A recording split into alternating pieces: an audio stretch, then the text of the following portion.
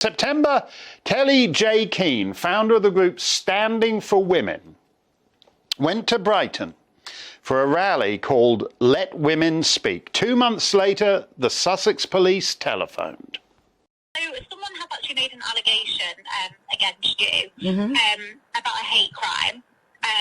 So we do actually need to speak to you about that matter as part of our investigation. Yeah. So what we do need to do, we need to get you to come down to Brighton, ideally, so we can have this voluntary interview. And when you say hate crime, specifically what hate crime would it be? Because I think to be a hate crime, there has to actually be a crime. So what is the hate? What is the hate attached to? I'm going to read out. So it's the crime is use of words or behaviour to stir up hatred on the grounds of sexual orientation. So basically, it's going to be a voluntary interview. So it's the story as well. So, you know, we're not putting anything against you. You can bring a solicitor with you if you'd like. It's just so we can bottom out your side of what's gone on. Oh, your side of what's gone on. And all you have to do is give up a day to travel from Wiltshire to Brighton with your solicitor. Kellie-Jay Keen joins me now. What is this all in reference to? Because as I recall from your event in September, it was in fact the trans activists who were masked and rather menacing in their masks who disrupted your event. Yeah, they did. I mean, a baby was called a Nazi and a fascist and sworn at, but that was one of the local Labour staff members. So, yeah, the trans activists are terribly badly behaved. They like to intimidate women. There were a few arrests. One of the people arrested, not necessarily on the TRA side, but certainly shouting at women, had a bag of knives. So, and also everything I said had a policewoman about 2 meters away from me, so she could hear every single word I said. This is a phishing exercise. This is because trans activists, particularly men who call themselves women, think that they can silence women by any means necessary, and that includes using the police. This is my 5th time having the police wanting to talk to me because I'm an activist, and I'm an accidental activist. I'm not some sort of dyed-in-the-wool activist who just finds a brand new cause, but I was interviewed under caution for 6 tweets back in 2018. That same year, I was interviewed again for 2 comments on YouTube at the behest of Susie Green. I was arrested and put in the cells for actually having a political meeting during lockdown. And then I had 2 police at my house only a few months ago because I was being untoward about paedophiles. And now we've got this. Yeah. Well, it's great to know that the police, who don't investigate burglary, don't investigate grooming gangs, but they will investigate people who say mean things about paedophiles. Why are the police like? I mean, I really can barely express my contempt for the British police these days.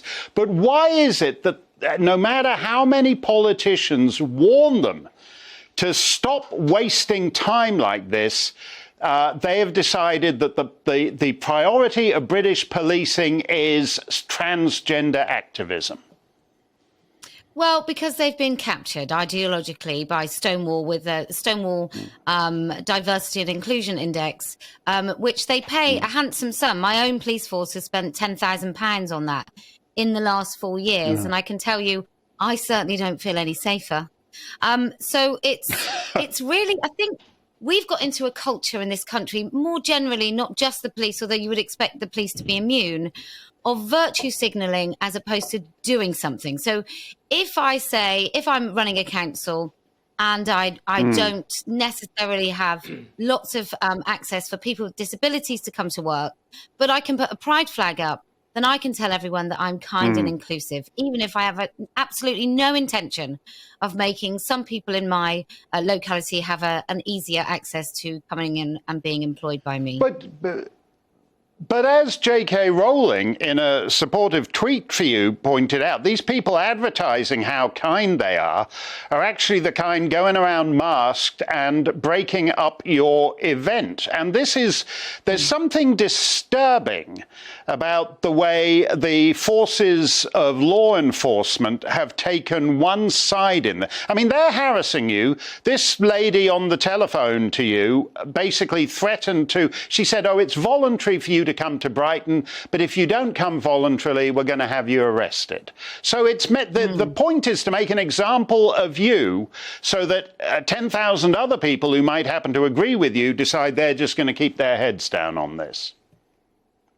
Yeah, I think it is partly that. I think, look, often in these situations, there's some people with nefarious reasons, and there's a lot of incompetence and stupidity, and that seems to be what is happening mostly for the police force.